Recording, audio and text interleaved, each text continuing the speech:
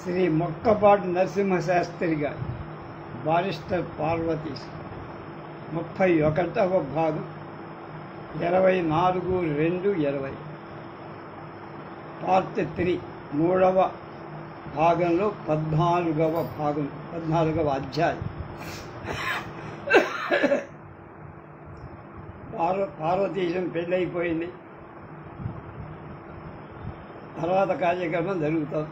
కొంతసేపటికి నెమ్మదిగా నా చేతులు విడిపించుకొని ఒక్క రవ్వ ఎడంగా జరిగి, నేను పిలిచానంటారా?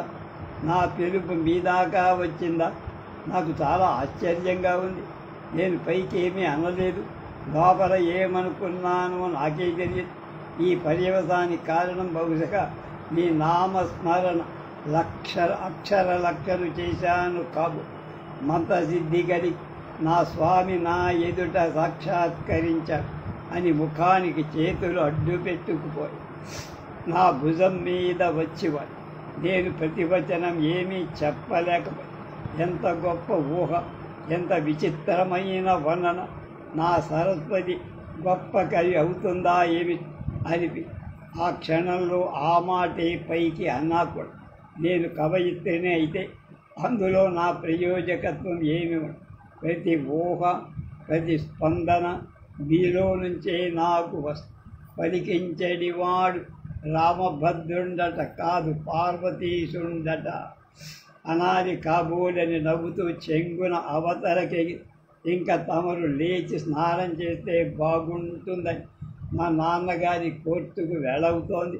అల్లుడు గారి సహపంక్తి భోజనాన్ని కనిపెట్టుకుంటారు. ఈ సంభాషణ భోజనానంతరం సాగిద్దాం అన్నారు. ఇప్పుడెలా సరస్వతి? నా బట్టలు అవి రాజు దగ్గర ఉన్నాయి, వెళ్ళి తెచ్చుకుంటారు. ఇక్కడికి వచ్చిన తర్వాత మళ్ళీ మీకంత శ్రమ కలిగించడం ఇష్టం లేక నేను ఇక్కడికి తెప్పించాలండి.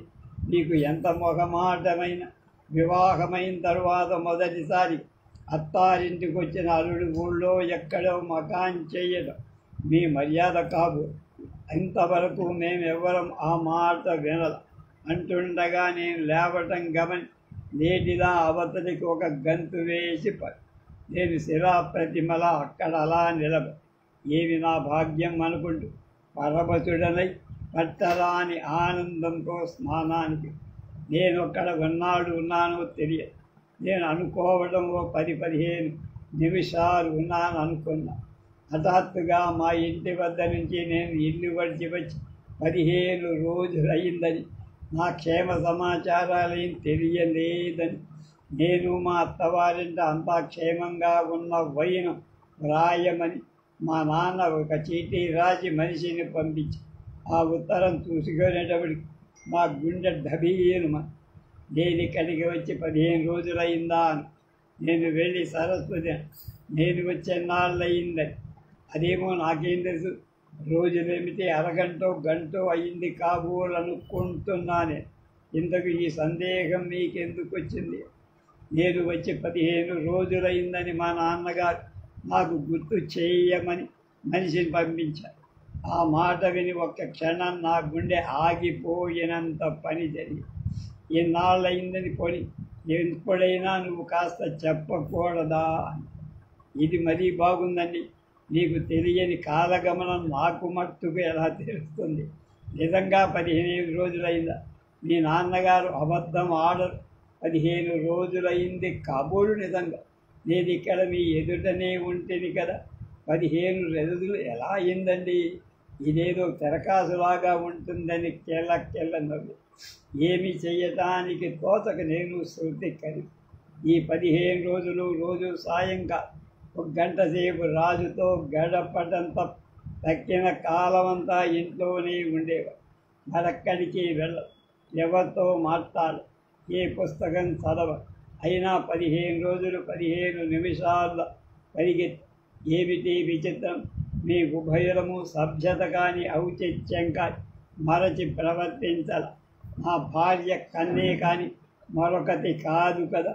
మేము మాట్లాడుకున్నాం. ఉభయులం ఏక కానీ సదరం కానీ ఆఖరుకు గవ్వలు గచ్చకాయలు కూడా ఆడల. మాకు ఎలా గడిచింది? మేము ఎక్కువగా మాట్లాడింది కూడా ఏం గుర్తు? అసలేం మాట్లాడతాం మాని మా ఉభయుల్లో ఏ ఒక్కరికి విసుగురా. చిరాకంత కంటే తలనొప్పి అనే మాట మా ఇద్దరకు అంత బుద్ధి మాటలతో కాలగమనం ఎరగని వడలెరుంగని ఆనందం ఎలా కలిగింది. ఏ అమ్మాయి అయినా దుబైనా మన కాలం ఎలా గడిచిందో, ఇంత పరవశత్వం మైమరం ఎలా వచ్చిందో చెప్పగలవ. కొంపదీసి ఈ కోయవాళ్ల దగ్గరైన వశీకరణ మంత్రాలవి నేర్చుకోలేదు కదా. అయిందేదో అయింది, ఇకనైనా జాగ్రత్తగా ఉంటా. నా బట్టలు యువతల పడి నేను ఊరికి పోతా. ఇప్పుడైనా వెళ్ళకపోతే మాట దక్కదా. లేడికి లేచిందే ప్రయాణం అనుకున్నట్లుగా ఉంది. మీరు ఎలా వెళ్తారండి? మీరు అడిగిన బట్టలు అవి ఎక్కడున్నాయో వెతకాలి. ఈవేళ మంచి రోజు అవునో కాదో చూడాలి. బోలెడంత తంతు ఉంది కదా. క్షణాల మీద ప్రయాణం ఎలా సాగుతుందండి? సరస్వతి ఎంతో అమాయకంగా మొహం. ఆ తిథి వార నక్షత్రాలు, ఆ మంచి చెడ్డలు అవసరం లేదు. నేను విదేశాలకు వెళ్ళి బోలెడంత విజ్ఞానం నేర్చుకొని వచ్చినవా. ఇప్పుడు వెళ్ళక తప్ప. ఇప్పుడు నా బట్టలు వెతికి ఇవ్వకపోయిన ఇబ్బంది లేదు. ఈ మాట వచ్చినప్పుడు తీసుకుంటానులే. ఊళ్ళండి. అలాగే పెద్దానికి తొందర అయితే ఎలాగండి అని. నాకు పెద్దానికి తొందర లేదు, ప్రయాణానికే అన్నా. కావలసినవన్నీ తొందరపడినంత మాత్రాన జరగవన్న సంగతి నాకు తెలుసులే అని ఒక మాట నన్ను వెక్కిరించి అవతలకు పడి ఒక్క 5 నిమిషాలకి నేను లోపలికి వెళ్ళి మా అత్తగారి, నేను ఈ పూట ఇంటికి వెళ్తానండి, వచ్చి చాలా రోజులైంది. మా స్నేహితుడు రాజు నన్నెందుకో అత్యవసరంగా రమ్మని వర్తమానం చేస్తే వచ్చా. ఇన్నాళ్ళున్నా అతనికి ఏవో చెప్పలేదు. మధ్య మధ్యలో చిక్కడిపోయా. నెమ్మదిగా పాపం అనే తీయని పలుకు ఎక్కడి నుంచో నా చెవిని పడు. ఎటు చూసినా ఈ శబ్దం ఎక్కడి నుంచి వచ్చిందో అర్థం కాదు. అంత మధురంగా పలికిన వ్యక్తి తలుపు మాటున దాగటం ఎందుకు? అంతకంటే నాకు అర్థం కాదు. మా అత్తగారు కూతురు మాట విని వస్తున్నా నవ్వాపుకొని అంత తొందర ఏమొచ్చింది? ఇంతకు ఎన్నాళ్ళైంది వచ్చి? మరో 2 రోజులు ఉండి వెళ్ళవచ్చు కదా అంది. అబ్బేబే ఇప్పటికే 15 రోజులైంది. ఇంటి దగ్గర బోలెడన్ని పనులు. మా నాన్న ఒక్కరు తంటాలు పడుతున్నారు. అందుకని వెళ్ళక తప్పదు. మరొక మాట వస్తాను, రాకేమవుతా అని. ఆకర్షణ యంత్రం ఒకటి ఇక్కడ ఉన్నది కదా అనే అర్ధోక్తిలో నాకు తెలియకుండానే నోరు జారి అన్న. మా అత్తగారి ఇది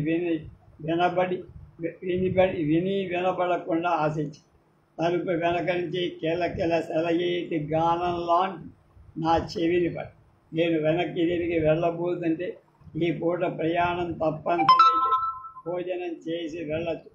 ఏది కాని వేళ ఇప్పుడు ప్రయాణం కొంచెం ఇబ్బందిగా ఉంటుంది అని నేనే మాట సమాధానం చెప్పకుండా నాకు వినపడనట్లే తొందరగా నేను గదిలోకి వెళ్ళేటప్పుడు అల్లరి పిల్ల అక్కడ నా బట్టలు తీసి మడతలు పెట్టిన మడతలు మళ్ళీ విప్పుతూ నవ్వుకుంటూ ఆడుకున్నట్లుగా కనపడింది.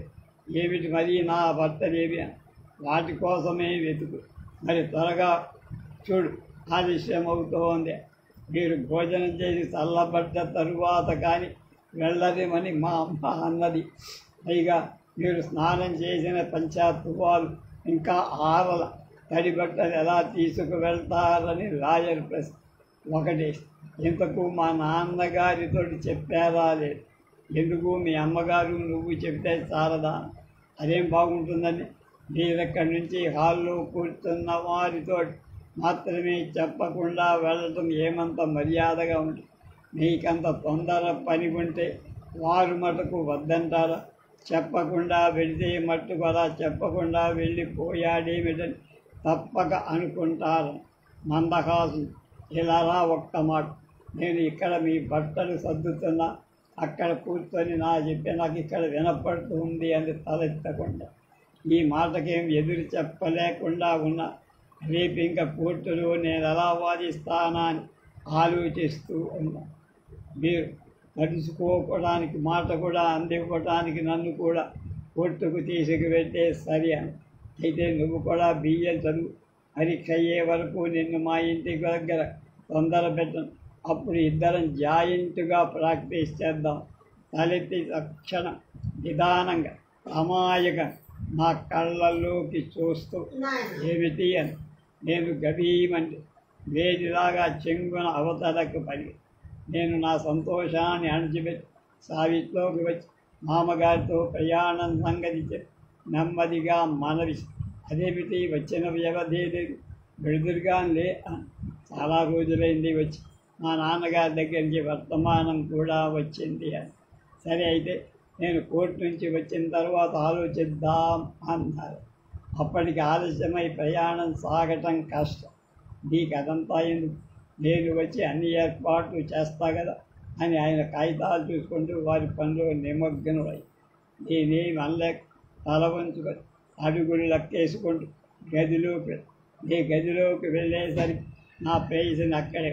ఏమండి అప్పుడే ప్రయాణమా, బండికి కబురు చెయ్యమని మా నాన్నగారితో చెప్పలేకపోయారా అంది గంభీరంగా.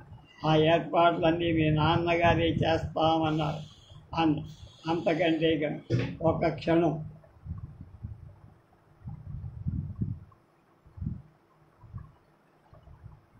మౌనంగా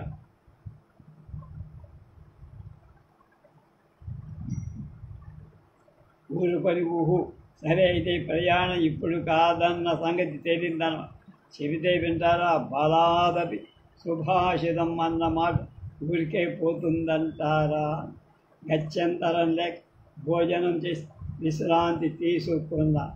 ఆ రాత్రి రేపు ఉదయాన్నే నేను వెళుతున్నాను కాబట్టి మా అత్తగారు అంత స్వల్పమైన వ్యవధిలో నాకు పిండి వంటలు కూడా చేసి భోజనం కొంచెం ఉదాత్తమై కాసేపు విశ్రమిద్దామనుకుంటే నా అర్ధాంగి నన్ను విశ్రమిస్తనిస్తేగా నా శరీరంలో సగభాగం కలకంటూ కిలకిల రోదన చేస్తుంటే విశ్రమించడం ఎలా?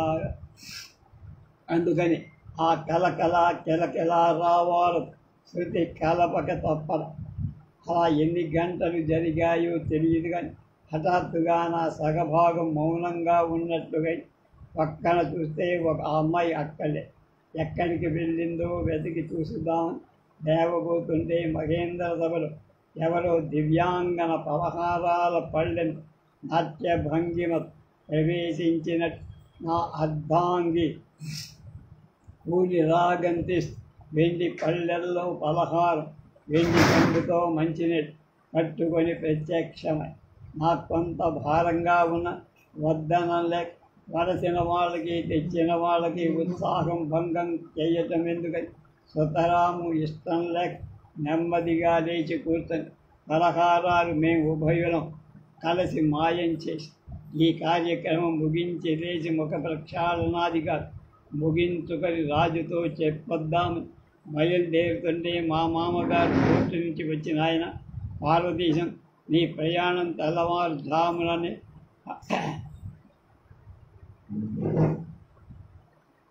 నేషన్ న్యూషన్లో బాగుంటుందని నిశ్చయించాను. అప్పటి కారు కూడా ఏర్పాటు చేశాను. దాని మీద తొందరగా వెళ్ళిపో. ఇంకా ఏమన్ను మాట్లాడకుండా తలంచుకొని తిన్నగా రాజు దగ్గరకు సుమారు 8 గంటలకు రాజు గుడ్ బై ఇంటికి భోజనానంతరం సరే ఆ గొడవెందుకులేండి, తెల్లవారుజామున ఇంట్లో సందడి నెలకు వచ్చి నంతధావన చేసుకు మా అత్తగారు పలహారం పాలు తీసుకొచ్చి స్వయంగా ఇచ్చి అది పూర్తయ్యేసరికి మామగారు నూతన వస్త్రాలు తీసుకువచ్చి తాంబూలంతో అందించి ఇవ్వండి, ఇప్పుడు ఇలా వస్తుంటే వారానికి ఒకసారి రావాలి, మంచిదేనయ్యా, అలా రావాల్సిందే కదా మా కోరిక, వారానికి ఒకసారి కదా, రోజు విడిచి రోజు వచ్చిన సంతోషమే అని ఆయనకు నేను పదాభివందనం చేశాను. ఆశీర్వదించి ఆయన అవతలకు వెళ్ళారు. వాకిట్లో కారు చప్పుడు నా సరస్వతి నా పక్కన వచ్చి నిలబడి మామూలు పద్ధతికి వీడ్కోలు చెప్పాను. ఆ అమ్మాయి కళ్ళలో నీళ్లు కనపడ్డాయి. నేనక్కడ నిలబడలేదు.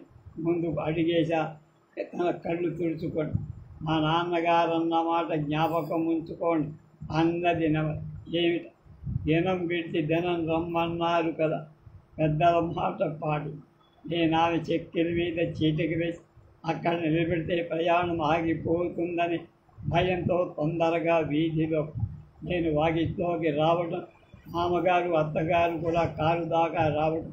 నేను కారు ఎక్కబోతుంటే మామగారు నా భుజం వీచే ఆయన మనలో మనకు ఏ మర్యాదలు లాంఛనాలు అక్కడ. నేను రమ్మని ఉత్తరం రాయలేదని సందేహించవద్దు. మీకు వీలైనప్పుడల్లా వెంటనే బయలుదేరి రమ్మని మా అందరి కోరిక. ఇక ముందు ఈ ఊరు ఎప్పుడు ఏ పని మీద వచ్చినా ఇక్కడ తప్ప మరొక చోట మకాం మర్యాద కాదు. మళ్ళీ త్వరలోనే వీలు చూసుకొని ఒకసారి వస్తే నువ్వు ఎన్రోల్ కావటం వగేరా మన వృత్తికి సంబంధించిన విషయ సావకాశంగా మాట్లాడుకుని అది ఎప్పుడో ఒకప్పుడు తప్పందే కదా.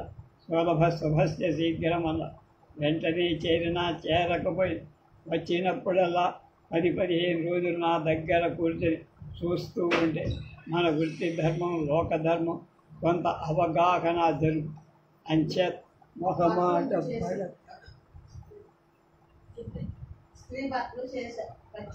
వస్తూ నీ నాన్నగారి అమ్మగారి మా నమస్కారాలు చెప్పారు. నేను కారులో కూర్చోగాని కారు తలుపు వారు వెయ్యడం, కారు వెంటనే బయలుదేరటం.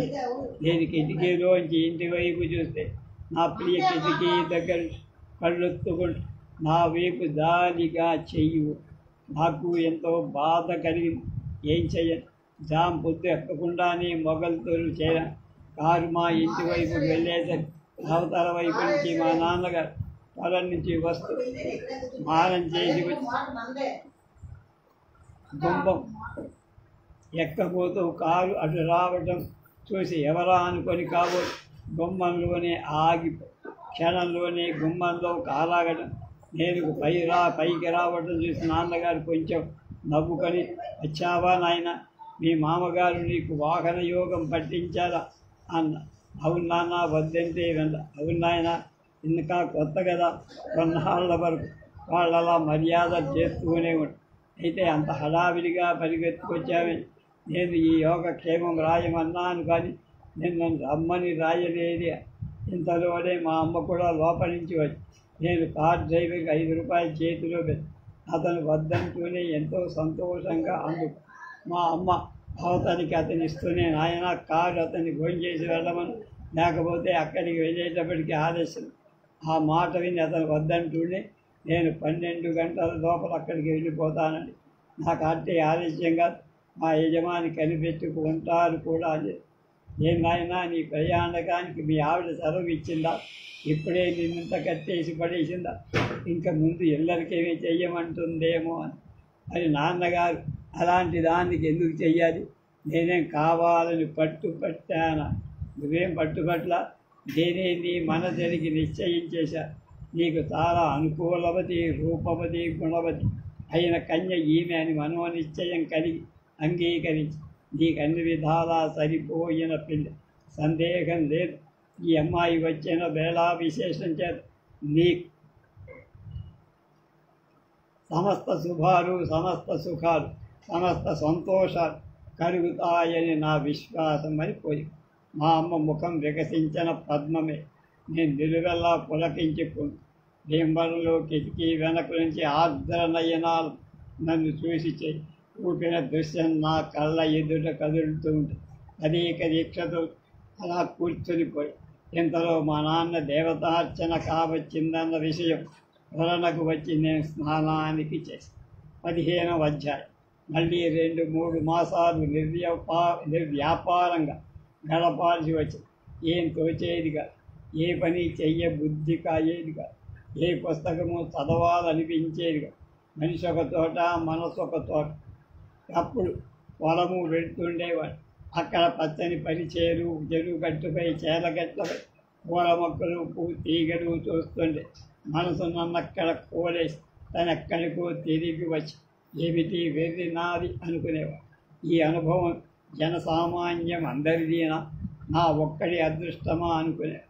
చిన్ననాడు విదేశాల్లో ఊహించుకున్న ఊహలు, నిర్ణయించుకున్న నిర్ణయాలు ఈ వేదడు పిల్ల నా దగ్గరకు రాగానే అన్నీ తల తిందురై ఊరుకున్నాయి.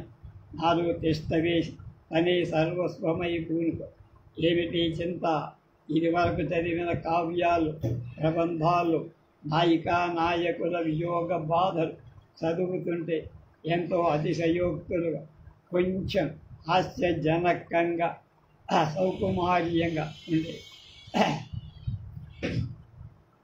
అక్కడ క్లబ్లో మెంబర్గా చెప్పి అప్పుడప్పుడు వస్తూ ఉండమనేవారు. అక్కడికి వెళ్ళి కబుర్లతో క్రీడలతో కాలక్షేపం జరిగి మళ్ళీ ఇంటికి వస్తే యథాస్తే.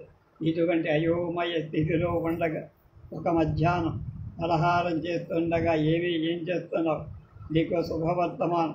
ఓటరు రజస్వల అయిందని, నక్షత్రం వగైరా అన్నీ మంచివేను.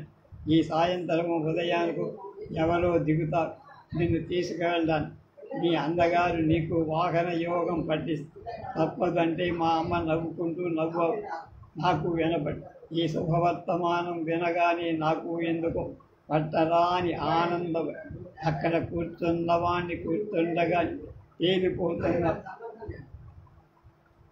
భావనగా తిన్నావుట్రా అబ్బాయి అని సంతోషంతో ఈ వార్త చెప్పడానికి నా దగ్గరకు వచ్చి ఎంతో సంతోషంతో మాట కాస్త నా చెవిన పడి నా సంతోషం పైకి రానివ్వకుండా లోపలే అణచిపెట్టుకొని దానికి ఎంత హడావిడి సంతోషం ఎందుకమ్మా? ఆడజన్మ ఎత్తిన తర్వాత ప్రతి వాళ్ళకు జరిగేదే కదా. నీ కోడలు ఎందుకో ఇంతకాలం ఊరుకొని కానీ పెళ్ళైన తర్వాత కూడా ఇలాగే ఉంటుందనుకున్నావా అని ఏమీ అడగనట్టు చాలేదా నీ బడాయి కబుర్లు? నువ్వు పెద్ద మనిషి అయింది. కోడలు నట్టింటికి వస్తే మహాలక్ష్మిలా ఇంట్లో తిరుగుతుంటే చూడాలని సంతోషం ఉండదా? అయితే అమ్మ తెలియకడుగుతానా, నీకంటే అందంగా ఉంటుందా? నువ్వు సాక్షాత్తు నా కళ్ళకు పార్వతీదేవిలా కనిపిస్తావు. పార్వతి కంటే మహాలక్ష్మి ఎక్కువ అందమైందా? బాగుంది నీ సందేహం. నువ్వు ఎన్ని వేళ్ళు కడిపినా ఒకటే మోస్త.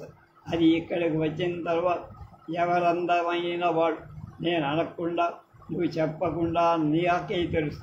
నువ్వు రేపు నువ్వు కూడా రావాలోయి నాతో. ఏమిటమ్మోయ్, నేను కూడా ఎందుకు ఆడమలయాళంలో కొంపతీసి నేను ఆడదనా ఊరుకుంటే ప్రమాదిస్తున్నా. ఆవిడ వెరినాయన ఎప్పుడూ ఒకటే మోస్తారని నవ్వుకుంటూ వెళ్ళి మా నాన్న అన్నట్టుగానే జాము రాత్రి అయ్యేది. భీమవరం నుంచి కారులో మా అత్తగారి తరపున బంధువులు ఒక ఆయన భార్య మా అమ్మని తీసుకువెళ్ళడానికి వచ్చి మా అమ్మ గబగబా అప్పుడు వంట చేసి వాళ్ళకు భోజనాలు పెట్టి పడకలు ఏర్పాటు చేసి తెల్లవారుజామునే ఆమె ప్రయాణం.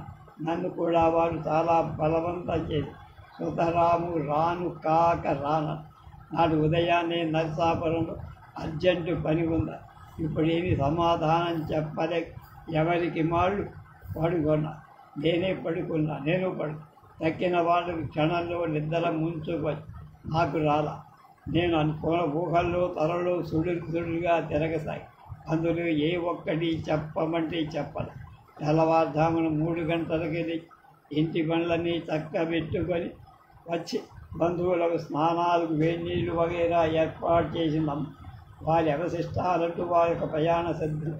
మళ్ళీ నన్నొకసారి మేలుకున్న వాళ్ళు తమతో రామని మామగారు అత్తగారు మరీ చెప్పారని నాకు ఇప్పుడు రావటానికి తీరిక లేదని మరొకప్పుడు సావకాశంగా వస్తారు. వాళ్ళకి నచ్చజెప్పి ఉదయాన్నే నాకు నర్సాపురంలో పని ఉన్నదని నాన్నతో చెప్పి పాపం మా నాన్న స్వహస్తభాగం చేసుకొని ఇబ్బంది పడక తప్ప. 3వ నాడు సూర్యోదయాన్ని మా అమ్మ భీమవరం నుంచి కారులో వచ్చి కూడా అత్తగారి తాను 15 ఏళ్ల కుర్రాడు సహాయం. అప్పటికే మా నాన్న లేచి పొలం పెట్టి నేను దంపధావన ప్రయత్నంలో ఉండగా కారు తప్పుడు విని వీధిలోకి వచ్చా. తలుపు తీసేసరికి మా అమ్మ ఎదురుగా కనపడగా ప్రాణానికి ఎంతో హాయని.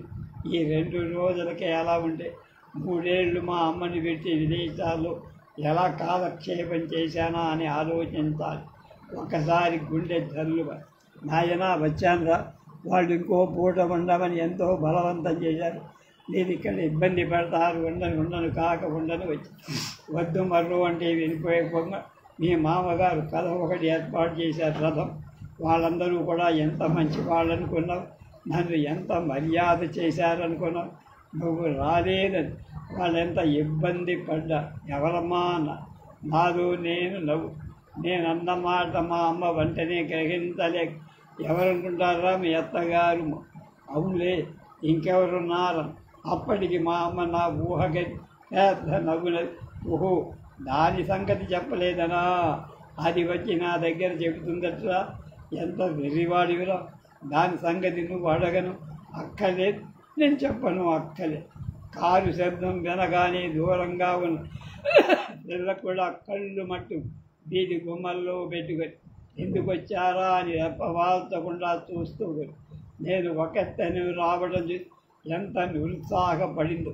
పాపం దాని ముఖం చూస్తే ఎంతో జాలేసిందిరా.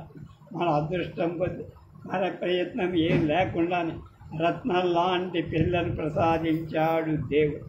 అవునమ్మా, అది నేను అనుకుంటున్నా. నువ్వు చాలా అదృష్టవంతురాలవు కనుకని నీ కొడుకు ఎలాంటి వాడైన కోడలైనా యోగ్యురాలు వచ్చి చాలా సంతోషం అన్నాను. లేచి గంభీర్యం ముఖంలో ఓరి వెర్రి వేగమ్మ, ఎప్పుడు ఒకే మాస్తరిగా ఉంది. ఈ వచ్చిన భార్యని సంతోషమే నేను అదృష్టవంతుణ్ణి అనిపించడమే నా అదృష్టం, అంతకంటే వేరే అదృష్టం ఏకేముంటుంది నాయన అని ఆవిడ లోపలికి వెళ్ళి గృహకృత్యాల్లో నిమగ్గుడు. ఆ వచ్చిన అబ్బాయిని కూర్చోమని ముఖం కడుక్కోమని నేను స్నానాధికారులు పూర్తి చేసుకు. మా అమ్మ కూడా గబగబ ఎప్పుడు స్నానం చేసిందో ఎలా చేసిందో కానీ ఏదో పలహారం చేసి ఎప్పుడు తోడుగా వచ్చే కుర్రాడిని నాకు ఇచ్చి వీధిలో ఉన్న కారు మనిషి కూడా తీసుకువెళ్ళి ఆ మనిషి ఎంత సంతోషించాడు. పలహారం ముగించుకొని మేము ఎన్ని విధాలా చెప్పినా వినకుండా మా నాన్న ఇంటికి పోకుండానే ఆ కుర్రాడు కారులో కూర్చొని తుర్రుమని భీమవరం వెళ్ళి మా అమ్మ రాకతో నా మనసు మళ్ళీ కొంచెం వికలమై నేను కూడా ఒక మాట భీమవరం వెళ్ళి ఉంటే బాగుండునేమో అనివి. ఇక తర్వాత లాంఛనాలన్నీ మామూలు పద్ధతులు జరగాల్సిందే కదా. కాకపోతే అలా వెర్రిగా ఏదో ఆలోచిస్తూ మా నాన్న హడావిడిగా మా అమ్మ వచ్చిన సంగతి తెలియక వంటకు ఆలస్యం అవుతుందని కంగారుగా వచ్చినట్టున్నారు. వీటి గుమ్మంలోకి రాగానే అక్కడ పరిశుభ్రత తీర్చి పెట్టుకున్న ముగ్గు లోపల మా అమ్మ తిరుగుతార సందడి. అమ్మ వచ్చిందేంట్రా అబ్బాయి అని. ఆవిడ రావడం, స్నానం చేయటం, వంట చేయటం కూడా చాలా భాగం అయిపోయింది. ఆయన ఎంతో సంతృప్తితో లోపలికి నేను మామూలుగా పుస్తకం చేత పుట్టుకొని ముఖానికి అడ్డం పెట్టి అంబర వీధిలో విగరిస్తున్న మనసు వెనక్కు లాగలే విశ్వ ప్రయత్నం చేస్తూ ఎంతలో మా నాన్న దేవతార్చన పూర్తి కావడం, భోజనానికి లేవమని అమ్మ పిలుపు రావడం, నా చేతిలో పుస్తకం విసిరి అవతల పారి భోజనం తయారీ. మళ్ళీ 2-3 మాసాలు స్థిమితం లేని మనసుతో, చైతన్యం లేని శరీరం, బరువెక్కిన హృదయం, అర్థం లేని ఆవేదన, ఎక్కడికి వెళ్ళటానికి ఏం చెయ్యటానికి తోత కాలం ఎలాగూ గడుపుకుంటూ ఉన్న సమయం మామగారి సలహా ఒకటి జ్ఞాపకం. అప్పుడప్పుడు అక్కడికి వచ్చిన వాళ్ళతో కచేరీలో కూర్చుంటే కోర్టు వ్యవహార పద్ధతులు, కోర్టుకు వచ్చే వారి మనస్తత్వ కొంతవరకు అవగాహన అవుతున్నాయన్న మాట జ్ఞాపకం. ఆ సలహా మంచిది అనిపించింది. ఇంట్లో ఏ పని లేకుండా ఆఖరికి ఒక పుస్తకం కూడా ముట్టుకోకుండా కూర్చుంటే మనసు మొద్దుబారి ఎందుకో పనికి రాకుండా పోతుందేమో అనిపించింది. అందుకని ఆ విషయం నాన్నతో 10 రోజుల పాటు భీమవరం వెళ్ళటం మంచిదా అని ఆలోచన కలిగి దాని మంచి చెడ్డ విషయమై ఏ నిర్ణయం చేసుకోకుండా తపా బంట్రోతు కేకవెత్తి వాకిట్లోకి వచ్చి అతను అందించిన ఉత్తరం తీసుకొని అపరితమైన దస్తూరిగా అందులో ఉన్న స్త్రీ వాస్తవంగా కనబడుతున్న ఉత్తరం చూసి తనకు రాసే ఆడవాళ్ళు ఎవరా అని ఒక క్షణమాలు ఉత్తరం తెలిస్తే తెలుస్తుంది కదా నిశ్చయం చేసుకొని నెమ్మదిగా కవరించి ఆలోచిస్తూ లోపల ఉత్తరం నెమ్మదిగా తీసి తెరవడంతోనే ఉత్తరంలో ఉన్న సంబోధన స్వయసుగని నిశ్చేష్టుడే, పులకాంకితుడే, అనంత పరవశుడే, ఒక్క క్షణం ఆనందాన్ని అనుభవి తొందరగా లోపలకు పడి నా మంచం మీద కూర్చొని సావకాశం ప్రతి ప్రతి మాట ఎంతో శ్రద్ధగా ఆప్యాయం ఆనందంగా చదువు. ఇంతలోనే మా అమ్మ, ఏమిరా నాయన, ఎక్కడి నుంచి వద్దాం, ఎన్నిసార్లు పిలిచినా పలకవేమి, ఎక్కడి నుంచి వచ్చినా అంత క్షేమమే కదా. అంతా క్షేమేమమ్మ. అమ్మ, దేంబరు నుంచి వచ్చింది కిందటి మాడు నేను వచ్చేటప్పుడు మా మామగారు నన్ను అప్పుడప్పుడు వచ్చి తనతో పనివేళలో కూర్చుంటే కోర్టు వ్యవహారాలని తెలుస్తాయని హెచ్చరిక చేశారు. ఆ మాటే ఇప్పుడు జ్ఞాపకం చేస్తూ కోడల దగ్గర వచ్చిందని చెప్పారా వద్దా అని సందేహిస్తూ ఇంతవరకు ఆడిన అబద్ధం చాలునను కూతురి చేత కూడా మామ రాయించాను. నీ కోడలు నీకు నాన్నగారికి నమస్కారాలు అని చెప్పింది అన్నారు. ఆహా, ఊహ అదే సంగతి. అందుకనైనా నేను 5 సార్లు పిలిచినా వినపడకపోవడం. ఆ మాట చెప్పడానికి ఇంత కల్పనెందుకురా నాయన, ఇంకా ఏం రాసింది, సరే పోనీ నాకెందుకులే అని నవ్వుకుంటూ మా అమ్మ పిలిచిన సంగతే నాకు తెలియదు. ఆ ఉత్తరంలో ఉన్న 10 పంక్తులు ఒక్కసారి చదువుదామనుకున్నా కానీ బహుశా గాయత్రి మంత్రంలా 1116 అరలు కాదు, కనీసం 108 సార్లు అయినా చదివి ఉంటా.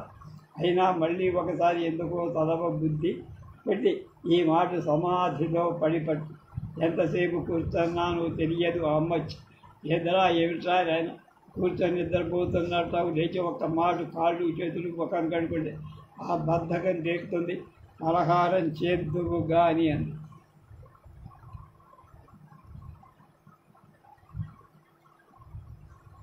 ఆ దెబ్బతో నా సమాధిలోంచి బయటపడి ఈ లోకంలోకి ఆవిడ చెప్పినట్టుగానే కాళ్ళు చేతులు కడుపు మామూలు పద్ధతిని పలహారం ఎప్పుడూ లేని మా అమ్మ అక్కడే ఉంటుంది.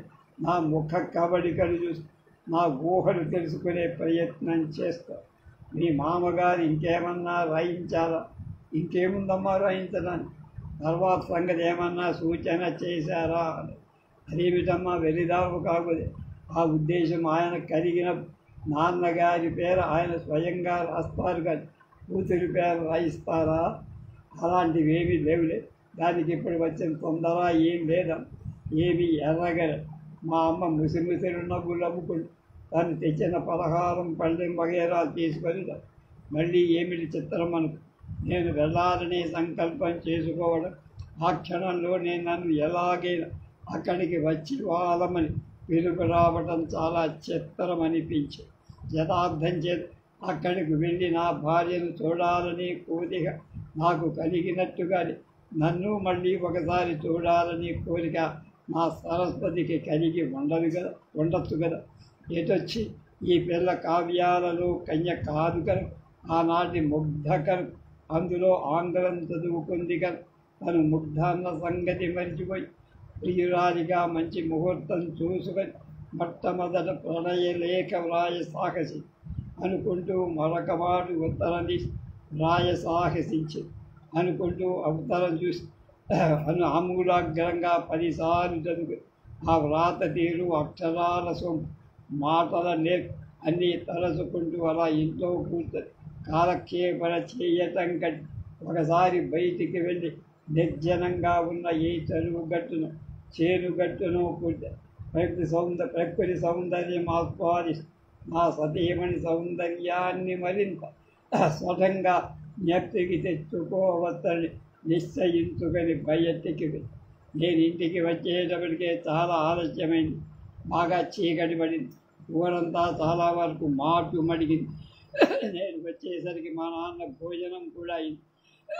ఆయన చేయి కడుక్కొని యువతకి వస్తుంటే లోపలికి, ఏమిరా అబ్బాయి ఎంత ఆలస్యమైంది, నర్సాపురం వెళ్ళి నేను వెళ్ళావేమో అనుకొని నా భోజనం కూడా చేసేశారు. లేకపోతే మటుకు నా కోసం కనిపెట్టుకుంటాడా ఏమిటి నాన్న? నేను నర్సాపురం వెళ్ళాల, కానీ ఊళ్ళోనే చెరువు గట్టుని ఏదో పరధ్యానంగా ఆలోచిస్తూ కూర్చున్నా. అంత చీకటి పడే వేళ దాకా అక్కడ కూర్చోవడం మంచిది కాదు నాన్న. పొలుగు కొట్లా తిరుగుతాయి, వాటి తిండి కోసం అవి తిరుగుతుంటే మనం అక్కడ ఉండకూడదు. మరేం పర్వాలేదు, వాటి జోలికి పోతే తప్ప మన జోలికి రావు కదా. ఏదో పరధ్యానంగా ఆలోచిస్తూ కూర్చు. చీకటి పడ్డ విషయం కూడా ఇప్పుడే గమనించి ఇంతసేపు కూర్చు ఏమిటని హడావిడిగా వచ్చేసారు. అంత తీవ్రమైన విషయం మరేం లేదు నా భవిష్యత్తు ఆ మధ్యన భీమవరం వెళ్ళినప్పుడు మా మామగారు నన్ను మధ్య మధ్య వచ్చి వాళ్ళ దగ్గర లీడరీ వృత్తికి సంబంధించిన విషయాలు కొంచెం తెలుసుకొని వృత్తిలో ప్రవేశించమని సలహా ఇచ్చారు. దాని గురించి ఇంతసేపు ఆలోచిస్తూ వెళ్ళడమా మానటమా అని కొంతసేపు, ఆ తర్వాత మానేసి మీ దగ్గరే ఉండి నీకు చేదోడు వాదువుడుగా ఉండటమా అని కొంతసేపు ఆలోచిస్తూ కూడా ఏ నిర్ణయానికి రాలేకపోయింది. నా కోసం కాకుండా కాలం దానంతటది గడిచి అప్పటికి కళ్ళు తెరిచి చూసేప్పటికి ఇంత ఆలస్యమైందా అనుకో. అయితే నేను నిర్ణయానికి రాలేదన్నమాట. మా నాన్నగారి మాట పూర్తి కాదు. నాయనా వడ్డించాను, ఇప్పటికే చాలా ఆలస్యమైందని అమ్మకు నేను లోపలికి వెళ్ళబోతుంటే నీ మామగారు చెప్పిన సలహా బాగుందిరా, ముందు 10 రోజులు ఆయన దగ్గర కూర్చొని చూస్తుంటూ అందులో సులువు బరువు తెలుస్తాయి. దాన్ని బట్టి నేను నిర్ణయం చేసుకోవటం తేలిక. వెళ్ళాలని ఉంటే రేపు బయలుదేరి వెళ్ళు అన్నారు నాన్న. నేను భోజనానికి లోపలికి వెళ్ళా. ఆ పని కాగానే సుఖంగా పడుకున్న నా ఆలోచనలు నన్ను వదలలేదు. తెల్లవారు నన్ను వేధిస్తూనే అభ్యంతరాలు లేని ఆలోచనలు బర్ర వేడికి మొద్దుబాయి ఏ కోడి కోత వేళ కన్ను మూశారు. కాబోలు లేకపోతే మా ఆవిడ ఎలా కనబడుతుంది? కనబడటమే కాదు, ఇక్కడికి రావడానికి ఇంత ఆలోచన ఎందుకండి? మీరు ఎలాగూ రావాలనుకుంటున్నారు కదా, అయినా మీరు మొహమాట పడతారని నేను కూడా ఉత్తరం రాస్తే కదా. మీరు చేయాల్సిన పని నేను చేస్తే ఇంకా ఆలోచన అర్థం లేని ఆలోచనలు కట్టిపెట్టి దయచేయండి. త్వరగా వెనక్కు వచ్చిందా, ఇంకా దగ్గరకు వచ్చి లేపమని మా వాళ్ళు మీ రాక కోసం ఎదురు చూస్తూనే ఉన్నారు.